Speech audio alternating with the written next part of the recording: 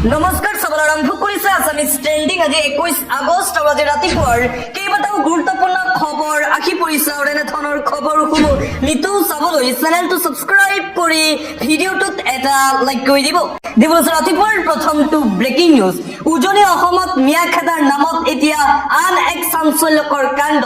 লাচিত সেনাই মিয়া শ্ৰমিকক আবদ্ধ কৰি বিচাৰিছিল ধন।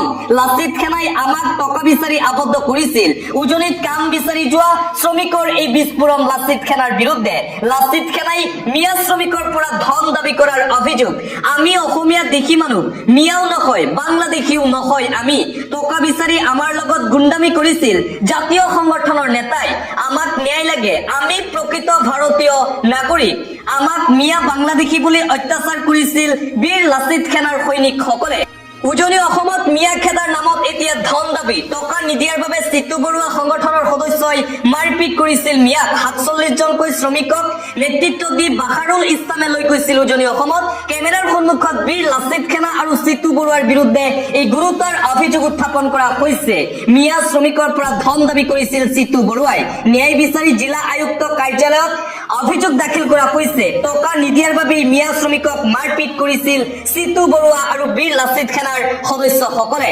আৰু উজনি অসমত মিয়া খেদাৰ নামত জাতীয় দল সংগঠনৰ নেতাসকলে এতিয়া ধন দাবী কৰিছে মিয়া লোকৰ পৰা।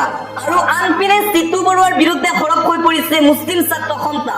চিতু বৰুৱাক কিয় আজিলৈকে গ্ৰেপ্তাৰ কৰা নাই আৰক্ষীয়ে? RSSক সন্তুষ্ট কৰাৰ বাবেই অসমত মিয়া লোকৰ ওপৰত চলাইছে বলডজাৰ হিমন্ত বিশ্ব শৰ্মাই। চিতু বৰুৱাৰ বিৰুদ্ধে গৰজি উঠিছে মুছলিম ছাত্ৰ সন্থাৰ সভাপতি আছিক ৰাব্বানী। RSSক সন্তুষ্ট কৰাৰ বাবে হিমন্ত বিশ্ব শৰ্মাৰ বিজেপি চৰকাৰে মিয়াক কৰিছে উচ্ছেদ। মুছলমানৰ ওপৰত চলি থকা অন্যায় আৰু অত্যাচাৰক তীব্ৰ ভাষাৰে গৰিহণা মোচাৰ। উজনিত মিয়া খেদা নামত একাংশ সংগঠনে যি ধৰণৰ কাৰ্য চলাই আছে সেয়া গৰিহণাৰ যোগ্য। মুছলমান সকলোকো ভাৰতীয় সংবিধানে থকা খোৱাৰ অধিকাৰ দিছে। ভাৰতৰ স্বাধীনতা আন্দোলনত মুছলমানৰ বৃহৎ অৱদান আছে। উচ্ছেদৰ নামত মছজিদত বলডজাৰ চলাব, কিন্তু শ্মশান এৰি দিব, এয়া কোনোপধ্যেই গ্ৰহণযোগ্য নহয়। ভাৰতীয় সংবিধানে সকলোকে ইয়াত থকাৰ অধিকাৰ দিছে। আজি মুছলমানসকলক উচ্ছেদ কৰিছে, কিন্তু পুনৰ সংস্থাপন কিয় দিয়া নাই বিজেপি চৰকাৰে? চৰকাৰে সংবিধানে দিয়া অধিকাৰ উলংঘা কৰি মুছলমানসকলক উচ্ছেদ কৰিছে অসমত। আজি উচ্ছেদ কৰা লোকসকল প্ৰকৃততে বান গৰাখহনীয়াৰ ফলত ভূমিহীন হোৱা লোক। একমাত্ৰ RSSক সন্তুষ্ট কৰিবলৈ মিয়া লোকক কৰিছে উচ্ছেদ অভিযান। এই উচ্ছেদৰ বিৰুদ্ধে দিল্লী কঁপাই তুলিব মোচাই, এই মন্তব্য মুছলিম ছাত্ৰ সন্থাৰ সভাপতি আছিক ৰাব্বানীৰ। আন এটা বিগ ব্ৰেকিং নিউজ। বিতৰ্কিত নতুন বিধায়কক ফালি দিলে অমিত শ্বাহলৈ দলিয়ালে বিৰোধীয়ে। উত্তপ্ত হৈ পৰিছে সদন। সদনত এতিয়া উত্তপ্ত পৰিস্থিতি। আজিৰ দিনটোতো অব্যাহত আছে নতুন বিধায়কক লৈ বিতৰ্ক। সদনত ৩ নতুন বিধায়ক উত্থাপনৰ পাছতে যোৱাকালি উত্তপ্ত হৈ পৰিছিল লোকসভাৰ সদন। নতুন বিধায়ক ফালি অমিত শ্বাহলৈ দলিয়ালে বিৰোধীয়ে। কোনো কাৰণতে বিধায়ক মানি নোলোৱাৰ হুংকাৰ বিৰোধী দলসমূহৰ। নতুন বিধায়ক লিখিত হলেই ৩০ দিন জেলত থকা মুখ্যমন্ত্ৰীৰ যাব চকী। জেলত থকা প্ৰধানমন্ত্ৰী, মুখ্যমন্ত্ৰী, কেন্দ্ৰীয় মন্ত্ৰীৰো যাব গাদী। আৰু এই আইনৰ বিৰুদ্ধে এতিয়া প্ৰতিবাদ। প্ৰধানমন্ত্ৰীৰ নিৰ্দেশত চকী যাব মুখ্যমন্ত্ৰী, কেন্দ্ৰীয় মন্ত্ৰীৰ। বিৰোধীক ক্ষমতাচ্যুত কৰিবলৈ বিজেপিয়ে নতুন বিধায়ক অনাৰ অভিযোগ উত্থাপন কৰা হৈছে। সদনত নতুন বিধায়ক ৩খনক লৈ উত্থাপনৰ পিছতে উত্তপ্ত পৰিস্থিতিৰ সৃষ্টি হৈছে।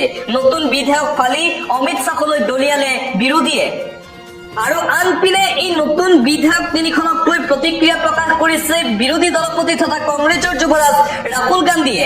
বিজেপিয়ে প্ৰস্তাৱ কৰা নতুন বিধায়কখনৰ জৰিয়তে আমি মধ্যযুগলৈ গৈ আছো। তেওঁ আপোনাৰ চেহেৰা ভাল নাপায়, গতিকে তেওঁ ইডিক গোচৰ ৰুজু কৰিবলৈ কব। তাৰ পিছত গণতান্ত্ৰিকভাৱে নিৰ্বাচিত ব্যক্তি এজনক আঁতৰাই দিয়া হব। লোকসভাত বিৰোধী নেতা ৰাহুল গান্ধীৰ এই মন্তব্য। মুঠতে নতুনকৈ যি ৩খন বিধায়ক উত্থাপন কৰিব বিচাৰিছে বিজেপিয়ে, সেই ৩খন বিধায়কৰ এতিয়া তীব্ৰ বিৰোধিতা কৰিছে বিৰোধী দলসমূহে। কোনো কাৰণতে যাতে এই বিধায়ক ৩খন গৃহীত নহয় তাৰ বাবে এতিয়া প্ৰতিবাদ কৰিছে বিৰোধী দলসমূহে। আন এটা গুৰুত্বপূৰ্ণ খবৰ, এই নতুন ৩খন বিধায়কৰ বিৰুদ্ধে সৰব হৈ কৰিছে আছাদুদ্দিন ওৱেইচি। পুলিচ ষ্টেট বনাব বিচাৰিছে ভাৰতীয় জনতা পাৰ্টীয়ে। প্ৰধানমন্ত্ৰীয়ে অনুমতি দিলেই গাদী যাব মুখ্যমন্ত্ৰীৰ। নতুন বিধায়কক লৈ খুব দেখিবলৈ পোৱা গৈছে এতিয়া বিৰোধী দলসমূহৰ নেতাসকলৰ। জেল হোৱা মুখ্যমন্ত্ৰী, কেন্দ্ৰীয় মন্ত্ৰীৰো হেৰুৱাব পদ। প্ৰধানমন্ত্ৰী, ৰাষ্ট্ৰপতিৰ নিৰ্দেশত চকী এৰিব লাগিব মুখ্যমন্ত্ৰীয়ে। লোকসভাত চৰকাৰে উত্থাপন কৰা 3 বিধায়কক লৈ উত্তাল ভাৰতৰ ৰাজনীতি। বিৰোধীৰ মতে ভাৰতক পুলিচ ষ্টেট বনাব বিচাৰিছে বিজেপিয়ে। বিজেপিয়ে ক্ষমতা আৰু সংবিধানৰ অপব্যৱহাৰ কৰাৰ অভিযোগ উত্থাপন কৰা হৈছে বিৰোধীৰ ফালৰ পৰা। 30 দিন জেলত ভৰাই বিৰোধীক নিষেধ কৰিব বিচাৰিছে ভাৰতীয় জনতা পাৰ্টীয়ে। অসাংবিধানিক নীতিৰে সকলো ক্ষমতা নিজৰ হাতলৈ নিছে বিজেপিয়ে।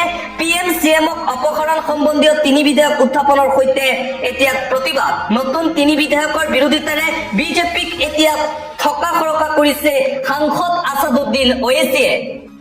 অন্য এটা খবৰ, এফালে উজনি অসমত চলি আছে মিয়া খেদা অভিযান আৰু আনফালে ৰাজ্যৰ প্ৰান্তে প্ৰান্তে মিয়া লোকক কৰিছে উচ্ছেদ চৰকাৰে।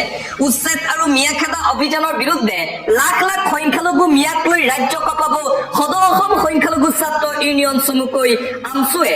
ৰাজ্যজুৰি চৰকাৰৰ বিৰুদ্ধে প্ৰতিবাদ কৰিব সংখ্যালঘু জনতাই।